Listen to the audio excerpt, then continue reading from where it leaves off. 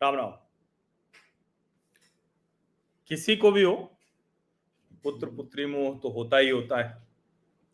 और वो मोह आपको किसी भी रास्ते पर ले जाता है।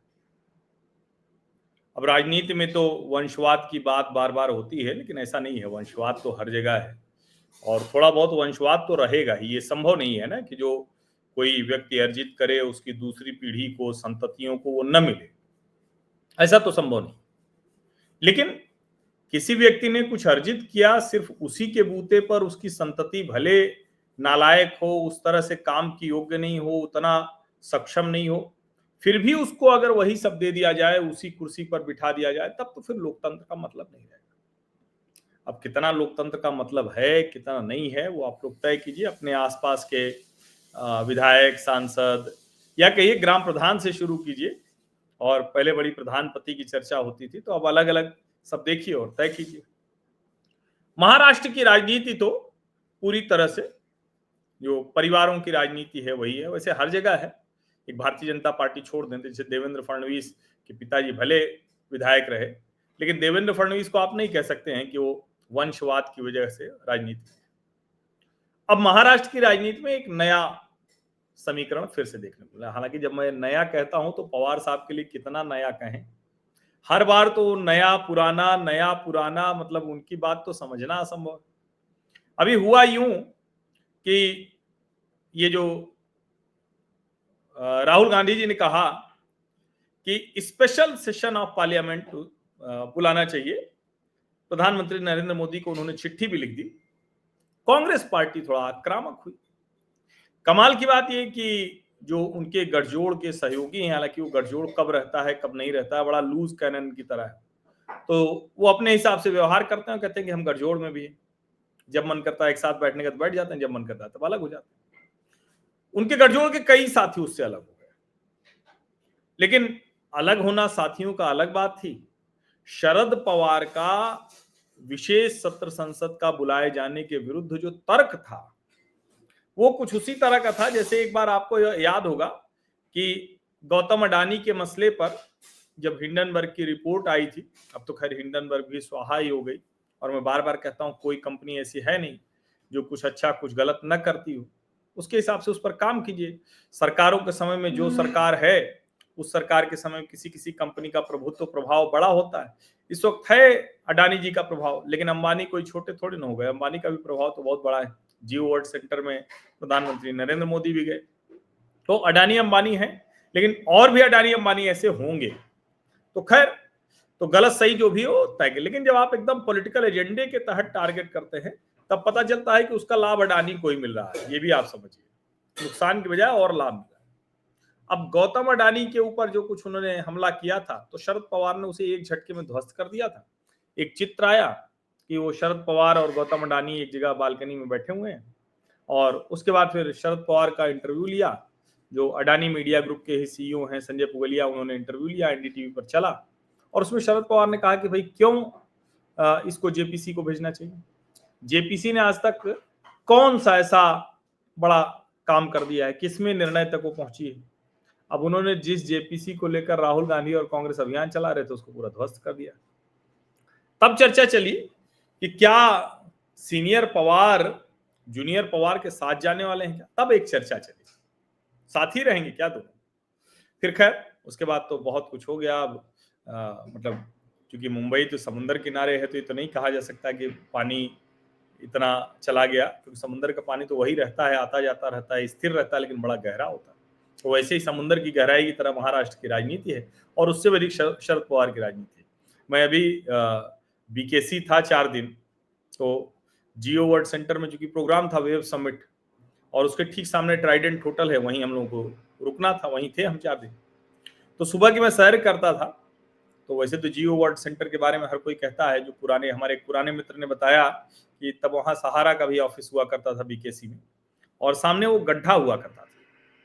अब वहाँ जियो वर्ल्ड सेंटर है चमचमाता हुआ। तो कोई भी कह देगा कि देखिए एक बिजनेसमैन ने, एक उद्योगपति ने कैसे बीकेसी में वो जमीन कब्जा कर ली। उनका और भी है, जियो का कई है, तो बहुत बड़ा साम्राज्य है। खैर अडानी अंबानी है। लेकिन उसी जियो वर्ल्ड सेंटर के बगल में जब मैं सुबह की सैर कर रहा था, तो ओएनजीसी और पासपोर्ट ऑफिस के सामने काउंसलेट, सब बड़ी प्राइम जगह है, वो प्राइम लोकेलिटी है मुंबई की। वहीं पर एक क्रिकेट एकेडमी मुझे दिखी, शरद पवार क्रिकेट एकेडमी, और जियो वर्ल्ड सेंटर से छोटी जमीन तो नहीं होगी, छोटी जगह भी नहीं होगी, पवार साहब के नाम पर है, पवार साहब के जीते जी। अब वो कैसे वो चलती है क्या जान, पता नहीं, लेकिन शरद पवार का वो दबदबा है और सारे जीवन वो आदमी गजब किया। राजनीति में कोई ऐसा नहीं था कि वो पूरे महाराष्ट्र की पार्टी बना लेता, पार्टी भी पूरे महाराष्ट्र की नहीं रही, लेकिन कब्जा गजब किया, धन बल, बाहुबल, प्रबंधन सब कर डाला, ऐसा ऐसा किया कि कोई भी उसके आगे निकल नहीं पाया।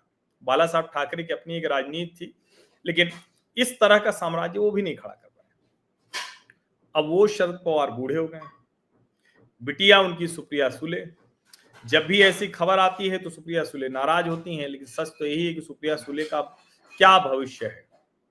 कांग्रेस की सरकार इस बार भी नहीं आई।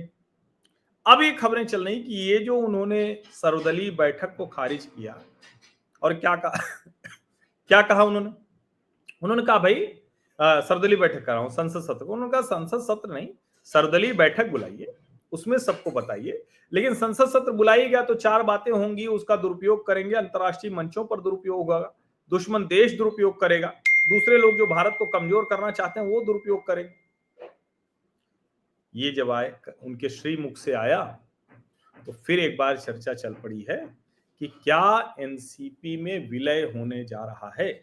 और जैसे ही ये होता है तो तुरंत आता है, जैसे मतलब अगर ये आया कि चाचा भतीजे एक होने जा रहे हैं तो वजह वही बताई जाती है कि बिटिया के लिए चाचा जी भतीजे के साथ जा रहे हैं। यानी एनसीपी में जैसे ही संभावित विलय की हलचल होती है तो कहा जाता है सुप्रिया सुले को केंद्र में मंत्री बनाया जाएगा।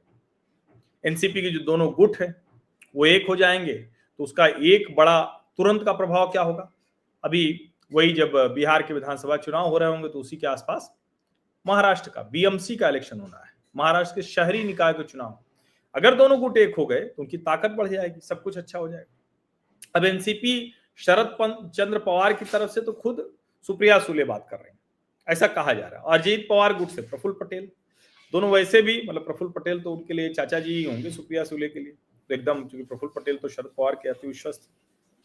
अब उनके 8 सांसद हैं एनसीपी शरद चंद्र पवार के, लेकिन 2 सांसद हैं जो विरोध कर रहे हैं। सतारा से हैं अमर शरद राव काले और सिरपुर से डॉक्टर अमोल कोल्हे। अब अमर काले की बात करें तो कांग्रेस से 3 बार विधायक रहे हैं, 2019 में एनसीपी में शामिल हुए। ये भी होता है भाई, जिसका जहां से रहे और जो जो पोजीशनिंग लिए रहता है उसके लिहाज से वो चाहता है।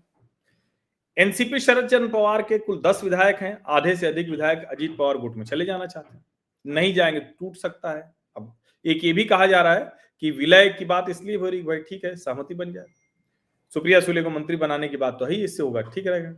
अजीत पवार क्या है, वो भाजपा के नेताओं से बात कर रहे हैं कि अगर विलय होगा तो क्या कुछ होगा, कैसे होगा, ये सब है।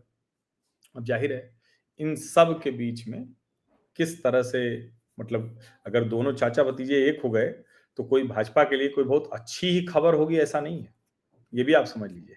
क्योंकि भारतीय जनता पार्टी को तो अजीत पवार है उनके साथ तो ठीक है, अगर दोनों आ गए चाचा भतीजे तो उनके तो काम करने का तरीका अलग है, और शरद पवार का वजन तो अलग ही है ना। सिर्फ पश्चिम महाराष्ट्र की पार्टी होते हुए भी महाराष्ट्र के सबसे बड़े नेता वो बने रहे, वो तो देवेंद्र फडणवीस आए तो वो छोटे हो गए। तो अब ये भी बड़ा सवाल है कि क्या फिर से महाराष्ट्र के सबसे बड़े नेता वो बनने जा रहे हैं। ये एक बड़ा सवाल है, बड़ा प्रश्न है जो महाराष्ट्र के लोगों के मन में है। और जो मैंने कहा कि नदी तो है नहीं, समुंदर किनारे मुंबई है, माया नगरी है, नाना प्रकार की सब कुछ वहां दिखती है, तो वहां की राजनीति समझना इतना आसान भी नहीं है। समुंदर की तरह गहरा है, स्थिर है, वैसे छोटी सी नाव भी खड़ी रहती है तो कुछ नहीं होता है स्थिर होने की वजह से, लेकिन अचानक जब समुंदर अपना थोड़ा सा झटका देता है तो बड़े से बड़ा जहाज भी उसमें डूब जाता है। वरना तो आप समुंदर पर चलते हैं तो आपको एहसास ही नहीं होता है कि अरे हम इतने गहरे पानी में जा रहे हैं, क्योंकि वो बहुत स्थिर होता है। उसकी लहरें भी आती हैं तो अगर ज्वार भाटा ना हो तो बहुत लगता है कि अरे ये तो बड़ा अच्छा है। ये अलग बात है कि उसी भ्रम में कई बार लोग आते हैं और समुंदर उनको बहा कर चला भी जाता है। बीच सबको आकर्षित करता है उसे, चाहे वो मुंबई का हो या महाराष्ट्र की दूसरी, कहीं का भी हो, लेकिन जो समुंदर की गहराई है, स्थिरता है, उसकी अपनी दूसरी चीज है। तो क्या ये विलय जो होने जा रहा है ये सचमुच होने जा रहा है या फिर हमेशा की तरह एक बार फिर से ये सिर्फ शरद पवार का अपना एक कुछ चीजें ठीक करने भर का मसला है। देखते हैं। बहुत बहुत धन्यवाद। सब्सक्राइब अवश्य कर लीजिए, नोटिफिकेशन वाली घंटी दबा दीजिए, लाइक का बटन दबा दीजिए, अधिक से अधिक लोगों तक इस वीडियो को पहुंचा दीजिए। धन्यवाद।